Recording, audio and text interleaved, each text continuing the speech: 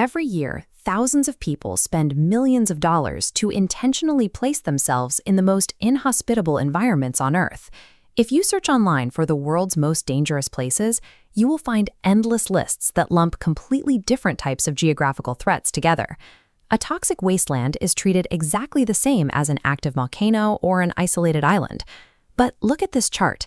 It maps out how we should actually calculate real-world danger. On the vertical axis, we have the logistical preparation required. On the horizontal axis, we measure the controllability of the environment. Surviving a highly managed, toxic historical site requires specific rules and a tour guide. Surviving a raw, high-altitude climb requires months of physical conditioning and specialized oxygen systems. The threats are completely different. We are going to take 10 of the most notorious tourist destinations on the internet and separate them into 3 specific risk profiles, plus 1 category of places you simply cannot go. By categorizing these environments, you can clearly see the exact trade-offs required to survive them. If your preparation budget doesn't match a destination's actual threat level, the result is fatal. This matrix breaks down our first category, the passive environmental extremes. Here, the baseline climate itself is the primary threat. You aren't fighting gravity or predators. Your survival depends entirely on external tools, vehicle reliability, thermodynamic gear, and strict timelines. This photograph of Death Valley captures the deceptive accessibility of these extremes. You can drive right in, making it feel safe. But the dry, cracked earth and vast heat trap mean that without an air-conditioned, functioning vehicle, you have hours before heat stroke sets in. You see the same passive threat in Ethiopia's Danakil Depression.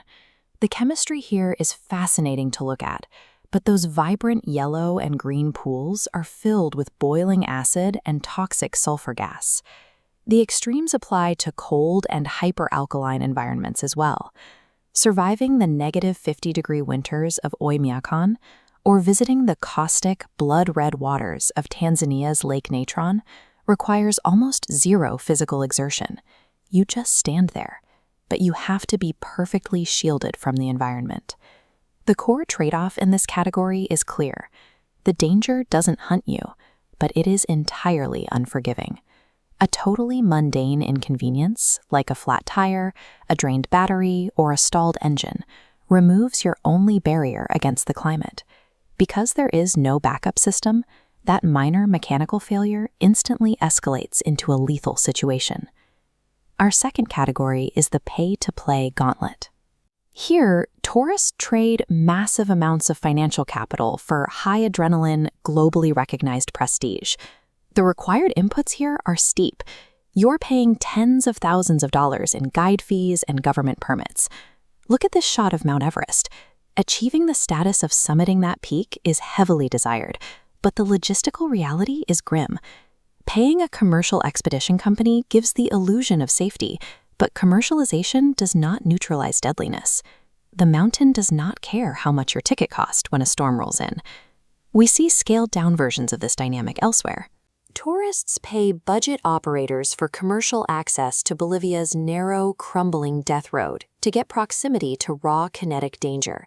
The same applies to active Hawaiian volcanoes, where chaotic natural eruptions and flowing lava are treated as scheduled sightseeing events.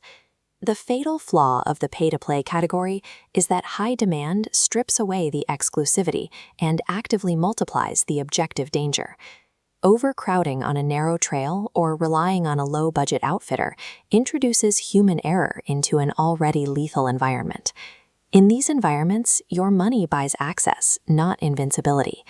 Cutting financial corners to attempt these gauntlets exponentially increases your risk of death. Our third category is regulated dark tourism. These are historically profound sites that command massive curiosity, but are heavily managed. The inputs here are rigid. You hire state-sanctioned guides, carry active radiation dosimeters, and comply strictly with movement rules. Take a look at this walkway in Chernobyl.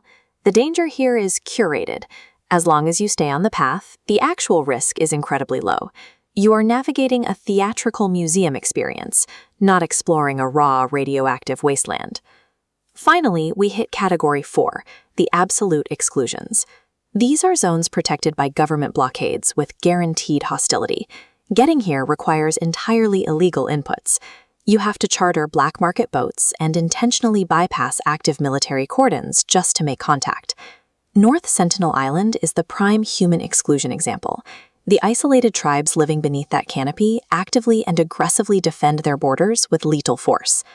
Brazil's Snake Island represents an unmitigated biological exclusion zone. The concentration of venomous vipers is so dense that stepping off a boat guarantees a strike. These locations offer absolutely zero experiential return on investment. They are not tourist destinations. They are active traps that yield exactly two outcomes: severe legal incarceration or immediate death. Danger is a marketing buzzword used to sell clicks and guided tours. Actual survival is a strict, measurable logistical calculation. This flowchart breaks down exactly how you should match your true motivations to the realities of extreme travel. If your goal is historical intrigue, embrace the rules. State-run tours like Chernobyl offer profound educational experiences with completely managed trade-offs. If you are an adventure capitalist seeking a physical achievement, you must accept the brutal financial reality. High-altitude and high-friction gauntlets require premium gear and elite logistical support. Attempting an elite physical challenge on a discount budget introduces massive unnecessary risk. If you cannot afford the safest outfitter, you cannot afford the trip.